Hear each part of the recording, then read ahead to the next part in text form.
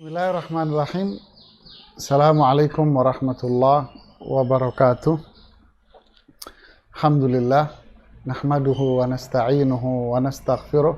Wa na'udhu billah min syururi anfusina wa min sayyiati a'malina. May yahdillah fala mudhillalah. Wa may yudlil fala hadiyalah. Asyhadu an la ilaha illallah. Wa asyhadu anna Muhammadan abduhu wa rasuluhu la nabiyya ba'dah, amma ba'd. Para jamaah, alhamdulillah hari ini hari Rabu, tanggal berapa ya? Tanggal 19 ya Agustus. Kita kembali mengkaji keutamaan dari sholat sunnah. Ya, pada pertemuan lalu kita bicara satu keutamaan yang luar biasa dari amalan sunnah ini, yaitu apa? Rumah di surga. Itu Allah janjikan rumah di surga bagi mereka-mereka yang menjaga rajin melakukan sholat sunnah rawatib. Ya, man hafadha ala thintai asyara rak'atan fil yaumi wa laylah banallahu lahu baitan fil jannah. Siapa yang menjaga sholat sunnah 12 rakaat sehari semalam, Allah bangunkan dia rumah di surga. Masya Allah. Di dalam hadis Abdullah ibn Umar, beliau mengatakan, hafidtu min Rasulullah, saya melihat Rasulullah SAW, beliau melakukan sholat sunnah rawatib ini 10 rakaat. Jadi ini berdasarkan apa yang mereka lihat dari diri Rasulullah Sallallahu Alaihi Wasallam. Luar biasa, ini baru amalan sunnahnya. Ya, amalan sunnahnya. Bagaimana dengan amalan-amalan wajibnya? Ya, bagaimana dengan amalan-amalan wajibnya? Tentu ini akan memberikan pahala yang lebih besarnya lagi, pahala yang lebih besar lagi. Kita tahu amalan sunnah ini kan memang amalan ini sendiri melahirkan pahala yang besar. Ya, pahala yang besar. Kemudian apa? Menutupi kekurangan-kekurangan yang ada pada amalan yang wajib. Ya, luar biasa, sungguh besar kasih sayang Allah Subhanahu wa taala kepada hambanya. Kemudian kita lanjutkan dengan lebih spesifik lagi, kita bicara tentang sholat sholat qobliyah subuh. Nah, sholat qobliyah subuh, di mana Rasulullah SAW mengatakan man shalla raka'atil fajri khairun minad dunya wa ma fiha. 2 rakaat sebelum subuh, ya, 2 rakaat sebelum subuh itu lebih baik daripada dunia dan isinya. Sampai di riwayat yang lain, dalam riwayat Muslim, Rasulullah SAW mengatakan, lahuma ahabbu ilayya minad dunya jami'a. Sungguh 2 rakaat subuh itu sebelum subuh lebih aku cintai daripada dunia dan seisinya. Masya Allah. Berarti seseorang yang rajin menjaga 2 rakaat sebelum subuh, dialah orang yang paling kaya di mata Allah Subhanahu wa ta'ala. Kita lanjutkan lagi, lebih spesifik lagi, kita bicara tentang sholat sunnah yang mengiringi sholat zuhur. Ada apa dengan dia? Ya, ternyata memang sesuai dengan tema yang kita angkat jamaah. Apa itu? Membebaskan pelakunya dari azab neraka jahanam. Subhanallah. Kita lihat di Riyadhus Shalihin di bab keutamaan, kitab keutamaan tentang sholat sunnah zuhur. Hadis dari Abdullah bin Umar di sini radhiyallahu anhuma berkata, "Shallaitu ma'a Rasulullah sallam rak'ataini qabla dhuhri wa rak'ataini ba'daha." Muttafaq alaih. Abdullah bin Umar mengatakan, saya sholat bersama dengan Rasulullah SAW 2 rakaat sebelum zuhur dan 2 rakaat setelah zuhur. Hadis disepakati oleh Bukhari dan Muslim. Tentu ini bisa kita katakan berbeda dengan apa yang dikisahkan oleh Ummu Habibah yaitu Ramlah bintu Abi Sufyan, di mana Ramlah menceritakan bahwa Rasulullah SAW melakukan sholat sunnah rawatib zuhur ini, yaitu qabliyah zuhurnya 4 rakaat, ba'diyah zuhurnya 2 rakaat. Ya. Qabliyah zuhurnya 4 rakaat, ba'diyah zuhurnya 2 rakaat. Makanya lahirlah angka 12 rakaat pada total keseluruhannya. Nah, Abdullah bin Umar menyebutkan 2 rakaat sebelum zuhur dan 2 rakaat setelah zuhur. Tentu ini bukan perbedaan pendapat, ya, tidak, tetapi ini berdasarkan apa yang mereka lihat. Ya, Abdullah bin Umar melihat bahwa beliau melakukan yang ini. Ummu Habibah melihat bahwa Rasulullah SAW melakukan yang itu. Makanya kesimpulan dari para ulama apa? Kesimpulannya adalah para ikhwah sekalian, bahwa Rasulullah SAW terkadang melakukan qabliyah zuhur itu 2 rakaat, dan terkadang beliau melakukan qabliyah zuhur itu 4 rakaat. Jadi masalahnya di qabliyahnya. Terkadang qabliyahnya 2, terkadang qabliyahnya 4. Ya, Masya Allah. Kita lihat kelanjutannya. Aisyah radhiyallahu ta'ala anha mengatakan, anna Nabiya SAW la yada'u arba'an qabla zuhri, rawahul Bukhari. Aisyah mengatakan bahwa Nabi SAW tidak pernah meninggalkan 4 rakaat sebelum zuhur. Hadis riwayat Bukhari. Jadi berarti Sofiyah sama berarti Ummu Habibah sama Aisyah sama melihatnya. Jadi Ummu Habibah sama Aisyah radhiyallahu taala anhuma berarti sama, kedua-duanya melihat Rasulullah SAW melakukan qabliyah zuhurnya itu 4 rakaat, ya.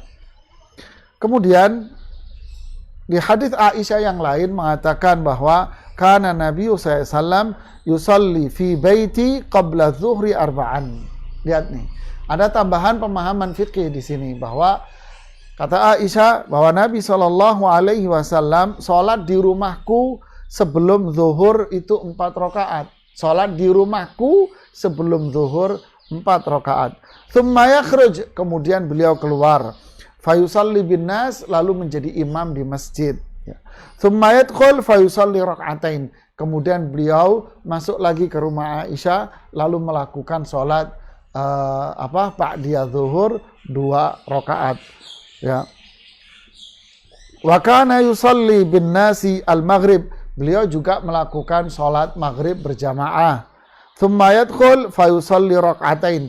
Kemudian beliau masuk rumah lalu melakukan sholat ba'diyah maghrib 2 rakaat di mana? Di dalam rumahnya Aisyah. Wa yusalli bin nasil isya. Begitu pula beliau sholat berjamaah isya bersama para sahabat. Wa yadkhul fi baiti, setelah itu beliau masuk ke rumah saya, fa yusalli rak'atain. Kemudian beliau melakukan sholat 2 rakaat di rumah Aisyah. Hadis riwayat Imam Muslim. Apa maknanya ini jamaah? Pertama, menceritakan bahwa qabliyah zuhur yang dilakukan oleh Rasulullah SAW di sini 4 rakaat. Ya, 4 rakaat. Ya. Kemudian beliau melakukan sholat sunnah ini di rumahnya. Ya, melakukan sholat ini di rumahnya. Ini menunjukkan bahwa sholat sunnah itu afdolnya dilakukan di dalam rumah. Sebagaimana sabda Rasulullah SAW di hadis yang lain, afdalus sholati ghairil maktubati fil buyut. Sebaik-baik sholat selain dari sholat wajib itu di dalam rumah. Ya, luar biasa. Jadi sholat sunnah afdolnya di mana? Dilakukan di dalam rumah.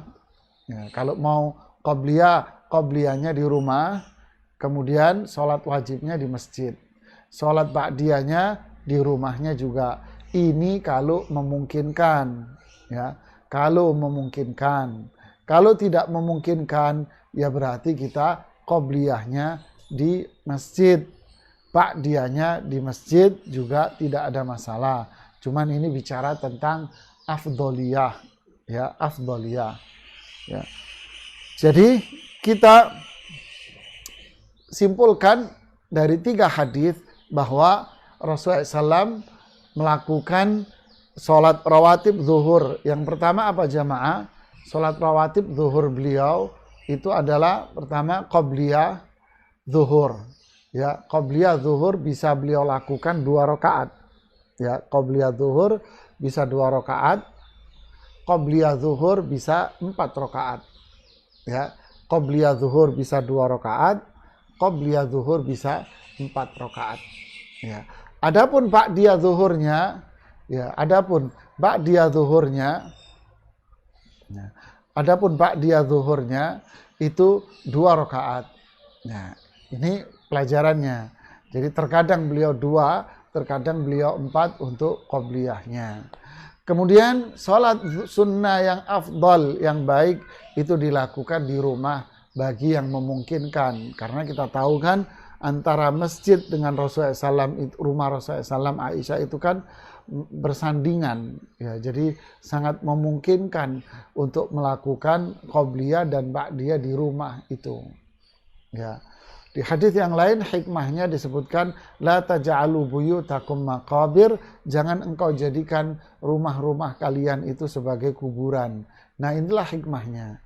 Jadi kita disuruh waj'alu nasiban min sholatikum fi buyutikum. Jadikanlah, kasihlah jatah dari sholat-sholat kalian itu di rumahmu. Jadi kasih jatah sholat sunnah di rumah kalian. Cukup jelas dari apa yang dipaparkan oleh para istri-istri Rasulullah SAW ini dan dipaparkan oleh para sahabat berkaitan dengan ini semuanya. Selanjutnya kembali kepada sahabat Ummu Habibah.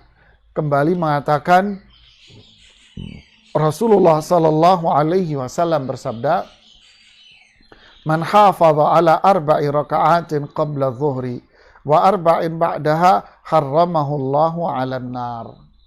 Nah, ini yang menjadi kita naikin temanya itu jamaah. Siapa yang rajin melakukan 4 rakaat sebelum zuhur, 4 rakaat setelah zuhur, maka Allah akan haramkan bagi dia api neraka. Jadi jawabannya, siapa yang ingin terbebas dari api neraka? Jawabannya adalah rajinlah melakukan sholat-sholat sunnah. Jadi kalau hadis ini secara redaksionalnya, siapa yang melakukan sholat sunnah 4 rakaat sebelum zuhur, 4 rakaat setelah zuhur, maka Allah haramkan bagi dia apa? Api neraka. Subhanallah ya. Api neraka. Padahal kita tahu bahwa ini 4 rakaat setelah zuhur itu tambahan 2 rakaatnya.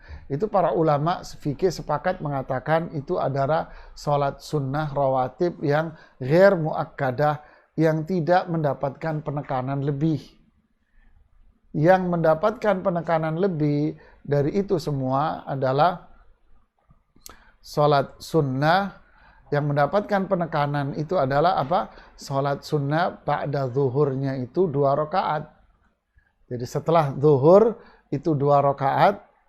Setelah zuhur 2 rakaat. Ya, itu yang muakkadah. Ya, setelah zuhur 2 rakaat itu yang muakkadah. Qabla zuhur, lah itu tadi qobliyah zuhur bisa dilakukan 4 dan bisa dilakukan 2. Yang ghair muakkadah saja, yang ghair muakkadah, yang tidak ditekankan saja, itu bisa mendapatkan keutamaan yang seperti ini. Bagaimana dengan sholat sunnah yang muakkad? Ya, bagaimana dengan sholat sunnah yang muakkad? Tentu pahalanya akan lebih mendapatkan prioritas luar biasa. Ya, tentu pahalanya mendapatkan prioritas yang luar biasa. Apalagi yang wajib. Berarti kan kalau kita bikin skala, wajib, sholat sunnah muakkad, sholat sunnah yang ghairu muakkad. Ya. Subhanallah ya. Jadi kita melihat dari hadis-hadis ini saja jamaah, berarti amalan-amalan ini sebetulnya ringan. Ya, ini amalan ringan, tapi pahalanya luar biasa besarnya. Ya, dapat rumah di surga, jadi orang paling kaya, terbebas dari api neraka. Cuman jawabannya adalah mau nggak kita rajin melakukannya. Itu kan kata kuncinya. Sebetulnya sih ringan ya. Cuman yang kelihatan berat itu apa? Jin ifritnya ini jamaah yang berat. Iblisnya ini terkadang iblisnya ini kan jam terbangnya tinggi. Kayak kajian-kajian yang lalu kita katakan, iblis ini jam terbangnya tinggi. Qala anzirni ila yaum yub'atsun. Kata ifrit iblis, ya Allah, bikin saya ini awet umur saya sampai hari kiamat. Jadi bagi iblis kalau umurnya 200-300 tahun itu masih lucu-lucunya, itu imut-imut gitu ya. Jadi iblis yang sudah profesional berarti umurnya berapa itu? 1000, 2000 kali ya. Jadi pengalamannya, jam terbangnya udah gila tuh, udah godak sana. Apalagi yang digodak iblisnya, iblis yang paling senior lagi yang godak. Siapa iblis yang godak? Nabi Adam lagi yang godak kita. Wah, berat ini sudah. Ya, berat. Makanya Ibnu Qayyim mengatakan jihad terhadap nafs yang seperti ini adalah jihad yang luar biasa nilainya. Makanya Allah juga mengatakan dalam Al-Quran, walladzina jahadu fina lanahdiyannahum subulana. Orang yang sungguh-sungguh berjuang, ya, mengalahkan hawa nafsunya, mengalahkan hawanya, syaitannya untuk tunduk terhadap perintah Allah, maka Allah pasti akan kasih hidayah di jalan Allah subhanahu wa ta'ala. Jadi subhanallah ya, sungguh besar rahmat Allah subhanahu wa ta'ala. Kita lanjutkan di hadis yang berikutnya ini. Lebih lagi nih, lihat nih hadis ini ya. Abdullah bin Sa'ib radhiyallahu anhu, bahwa Rasulullah SAW kana yusalli arba'an ba'da an tazula syamsu qabla dhuhri. Kata Abdullah bin Sa'ib radhiyallahu anhu bahwa Rasulullah SAW sholat 4 rakaat setelah matahari itu zawal, setelah matahari persis di tengah-tengah. Setelah itu berarti agak miring. Maksudnya apa? Maksudnya setelah azan zuhur. Qabla zuhri, sebelum sholat zuhur. Jadi sebelum sholat zuhur beliau melakukan sholat sunnah 4 rakaat qobliyah. Lalu beliau mengatakan demikian di riwayat, di hadits Abdullah bin Sa'ib ini, innaha sa'atun tuftahu fiha abwabus sama. Ya Allah, aduh, kita ini malas kita ya. Waktu ini sebelum zuhur, sebelum sholat zuhur ini, atau setelah azan zuhur ya, setelah azan zuhur itu adalah waktu di mana Allah membuka pintu langit semuanya. Ya Allah, lihat ya, di waktu itu Allah membuka semua pintu-pintu langit.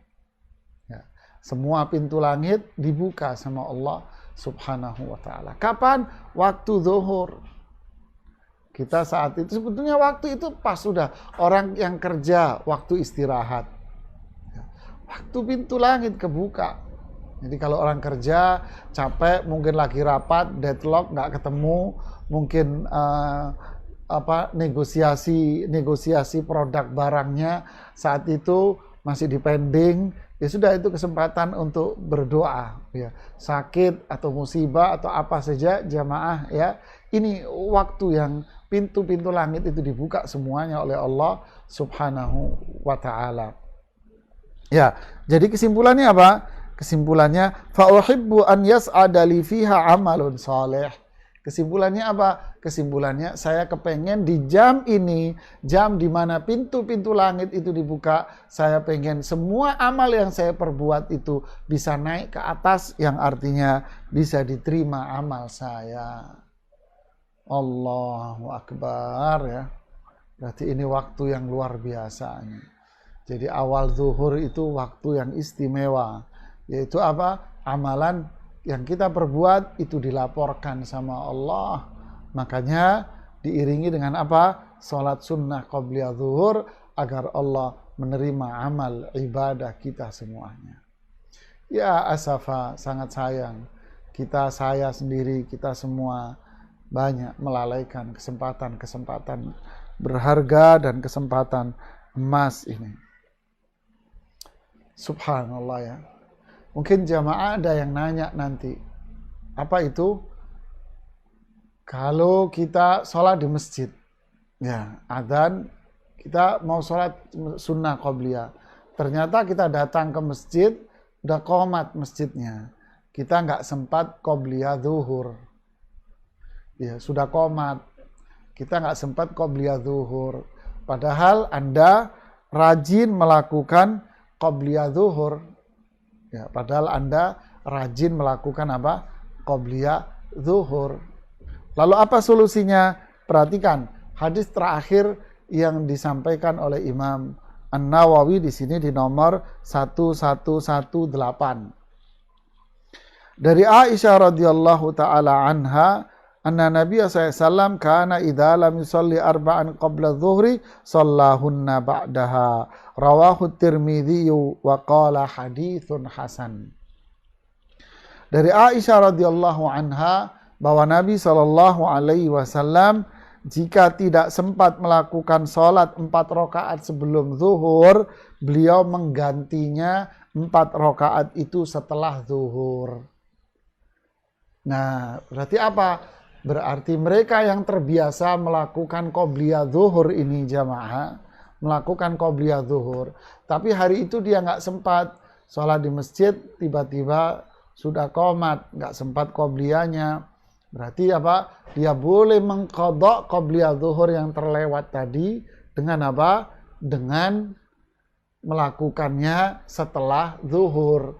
Berarti setelah zuhur itu dilakukan apa? Habis sholat zuhur dia, lalu dia melakukan ba'diyah zuhurnya dulu urutannya, ya. Dia melakukan ba'diyahnya 2 rakaat. Habis itu dia melakukan qadha dari qobliyah zuhur yang dilakukan, yang terlewat tadi itu. Berarti ada ya qadha qadha sholat sunnah ya. Ada, yaitu apa itu? Qadha dari qobliyah subuh yang kita jelaskan di pertemuan yang lalu, qadha dari qobliyah subuh dan qadha dari qobliyah zuhur. Ini yang ada riwayat-riwayatnya. Adapun sholat-sholat sunnah yang lain tidak ditemukan riwayat-riwayat bahwa beliau mengqadhanya. Jadi yang mengqadha itu qobliyah subuh sama qobliyah zuhur bagi mereka yang terlewat. Dari itu tentunya bagi mereka yang sudah terbiasa. Ya, ini hadis-hadis yang disebutkan dengan riwayat-riwayat yang sahih, menunjukkan bahwa memang benar-benar ini adalah amalan sholat sunnah muakkadah. Ya, sholat sunnah apa?